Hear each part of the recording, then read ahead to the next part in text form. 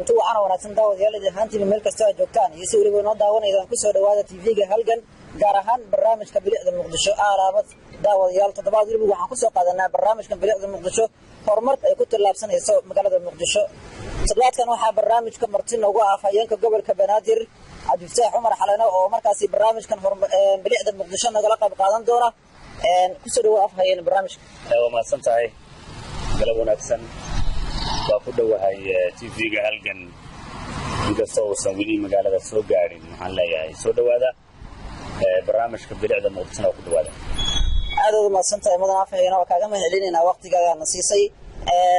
su'aasha ugu horeysa ku weydiinayna afayna waxay tahay ahmiyad aankee ah ayay Soomaali dadka ku nool Muqdisho ay u leedahay inay ka shaqeeyaan bilicda iyo horumarka magaalada Muqdisho an-nadaafatu nisfun min al-iimaan bilicdu iyo nadaafadu waa nolosha barkeeda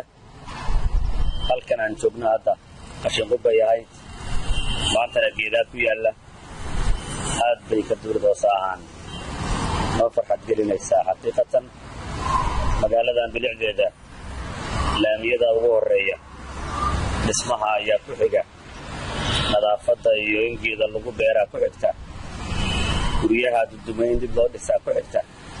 intaasoo dhan waa bilic jidkeydii baan haynaa magaaladu waa laami inteeda badan inta dhimanna insha allahu gudoomiye taabit tiimkiisaan rabnaa inay laami ka wada dhigaan bilicda dhankeeda magaaladan meelay ka neeftay u baahan tahay oo neef ka hesho say bilic u hesho ad ujeedeen boorarka dushiina ku dheggan waxaan uga qayb qaadananay bilicda caasimadda dhammaan waxaan jarnay oon goynay dabeelooyinka burbursan ee biraha ka samaysan intaasoo dhan waxaanu maraynay in bilic la helo oo magaaladu bilic hesho oo magaaladu nadaafad hesho geedaan beernay waaxda bilicda iyo jardiimooyinka la magacaabay gaadhaniska magaalada ayaa guud ahaantays dib loo hagaajiyey dhammaantoodna waa bilic waan rabnay in magaaladu noqoto magaalada caasimadaha dhigeeda aad la tartami karta waan rajaynayno inay la tartamto insha allah aad u maasantahay madana afayeen taas ma ku soo gudubna waxaa jira shirkado gaar ah oo ka shaqeeya ololaha nadaafadda maamulka gobolka Banaadir xiriir aan ka leeyahay shirkadahaas gaarka ah adeer contractiga anaga siinay shirkado gaar ah way jiraan kuwa contractigoodii dhamaaday oo shaqada laga joojiyay way jiraan kuwa sharciyada haystana waa jiraan dhammaantood waa wax dawladda hoosaa bixisa waaxda nadaafadda dawladda hoosaa jirta waaxda bilicdaa jirta ee jardiimooyinka intaasoo dhan waxay ka shaqeeyaan nadaafaday ka shaqeeyaan aad baan insha allahu magaaladan say hadda ay hore u ahayd 2 sano ka hor iyo siday maanta tahay shaqa iskuma leh waa soconnaa horena waanu soconaynaa adilahay afayeen sida ka dhawaajidaba waxaa jira waaxyo oo dhanka bilicda iyo horumarka maxay sameeyeen bilihii dambe oo gobolka maadaama uu cusub yahay gudoomiyaha gobolka Banaadir waxyaabaha ay qabteen wax ma nagu sheegi kartaa magaalada ka jawaabaysa waxay qabteen argooyinkii baa la dhisay tiina marafar baa gabagaba maraysa oo laga soo saaraya waxaan inaba caadi ahayn halkan oo aan taaganahay oo baarlamaankii hore ah ayaa dib loo dhisay u jeedaa waxa geeda iyo qurux ku beeran iyo sida ay ahaa jirtay iyo wixii qashin qub ah la jiray aad ogeydeen sidaasoo kale magaaladu guud ahaanteed waxay u socotaa horay way dhismaysaa xagga dhismaha sayidka taga ee dhanka bakaaraha fiiri qaabka magaalada bilicdooda iyo quruxdooda u taagan tahay ilaahay qoduu mar warateynana intaas ka badan ay noqoto way caasimadaha dhigeeda oo ay ka hartay caasimaddu dagaaladii sokeeye ka reebeen inay dib u hanato bilicdeedii insha allah maamulada afayeen ku jirtaan inaad sameeyaan dadaalo kale iyo waliba horumar kale oo dhanka bilicda wax kale meesha uma joogno awoodayna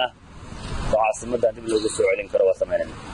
dadka gobolka Banaadir qaab aan ka ayo qayb qaadan karaan inay ka shaqeeyaan bilicda iyo horumarka magaalada qof walba gurigiisa inta ku aadan hortiisa hadduu hagaajiyo oo geeda ku beero amar oo dhan bilic uu noqonaya iyo qurux qofna waxa looga baahan yahay inuu asagu baan ka gaaro sida wajigiisa uu nadiifinayo subax walba in hortiisa uu nadiifiyo baana uu ka gaaro waana ku rajo weynaa inay shaqadaasi dhacdo insha Allah mudan afhayeen dadka qaarkood waxay sameeyaan xilliyada ay guryahooda ay joogan in ay qashimo ay ku soo daadiyaan ilada maamulka gobolka Banaadir maxaa uga degsan arrinta عدي قشن كبهذا سلامي قعدوا وياه عدي كقادنا مواد رسمية وياه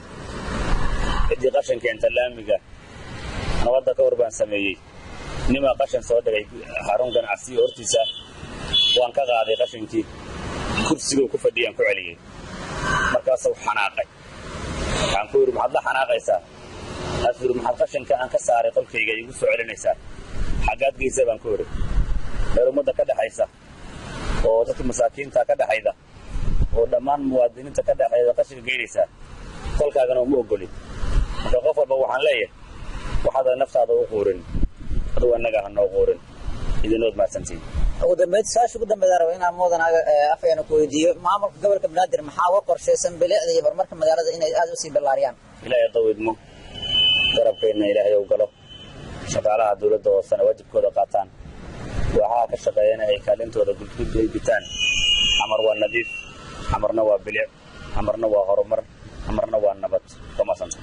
هذا ما سنت أيوة كذا ما لنا وقت جا ما هو قرطي هذا ما سنت مدنا فينا وحواه فينك قبل كبنادر عرفت عمر حلنا وبرنامج كان بلع ده مقدشة نقلا قادنا هي برنامج كان وحين كذا إيمانا هي تي في جهال جنجارهان حفيز في سمع قلنا مقدشة بقى هو عبد السلام فرسمة برنامج كنت سعنا جدا كاميرا ده حقيقة فينا هي عبد النور جامع كرنت برنامج أنا كان أقول أنت دي كل مدة وحين كجت إلى سيدا ينبت قليل